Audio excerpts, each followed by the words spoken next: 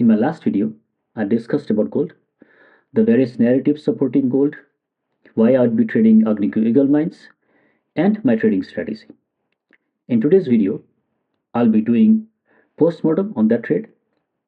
I'll be sharing with you what went well, what didn't go as planned, and most importantly, the mistakes that I made and the things that I learned. And finally, I'll be also sharing with you my next plan. So let's go. Let's take a look into the price chart of gold.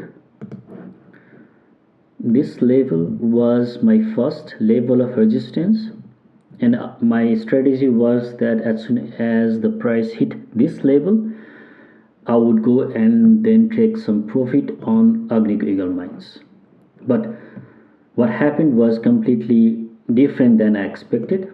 The price immediately got rejected, and then basically I didn't have any time to make a trade on Agnico Eagle Mines. So if you see, the price got rejected like 8% from that level in 2 days. And at the same time, for Agnico Eagle Mines, the price was from the top in 2 days was 11% down. So basically, where I was right was the level of resistance on the gold chart. Price did go to the resistance level and then got pulled back.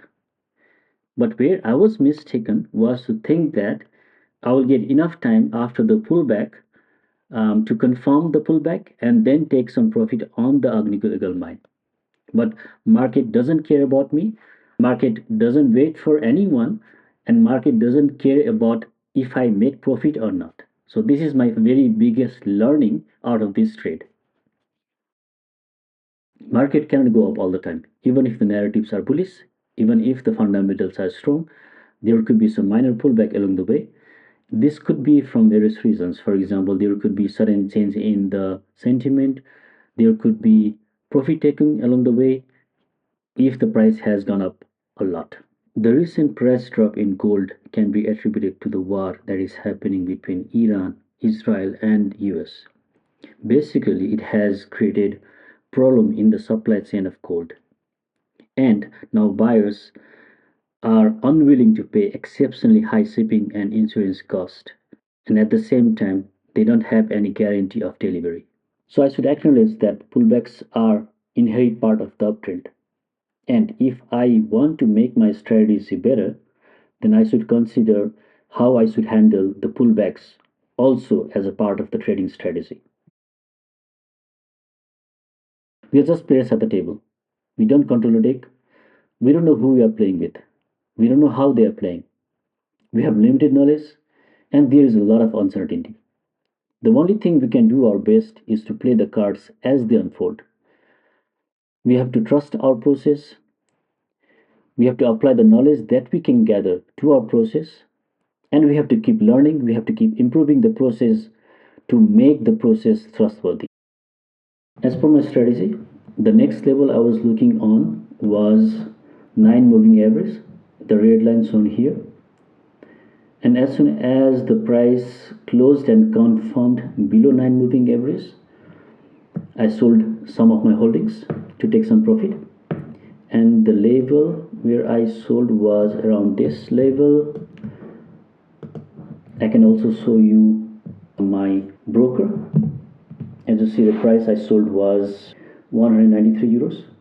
I'm using a European broker, but at the same time, whenever I do charting, I use US dollar because of the volume, and yeah, it's easier. This is also something I shared in my previous video. So this is basically my entry zone. So from my entry zone, the profit I took was around 30%, 35%. So although I missed my first target, my gradual exit strategy helped me to combat emotion, and I was still able to get some profit out of it. For rest of my holdings, I'll be taking a close look on 50 moving average. If it acts as a good support, that confirms that this trend is still on. because if you see from back February and March of 2024, uh, 50 moving average has been a very good support for this trend. So it could be also good point to add more if it acts as a good support. If the price breaks from here, then I think I will exit all my holdings for now, and I'll be watching this level to see if it acts as support, and then maybe I will add there.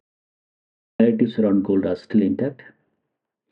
Gold is still acting as divestment hedge. Money printing is going on, will continue. Gold is still acting as safe haven asset. War is going on. There is still uncertainty. Central banks around the world have been trying to move away from US dollar as the reserve currency as much as possible and move to gold. This will only increase the demand for gold, and that is why I'll be keeping close eye on Agnico Eagle Mines, and I will try to update you as much as possible in future videos. If you like what you saw, if you like such videos, please help me. Please subscribe to the channel. Thank you.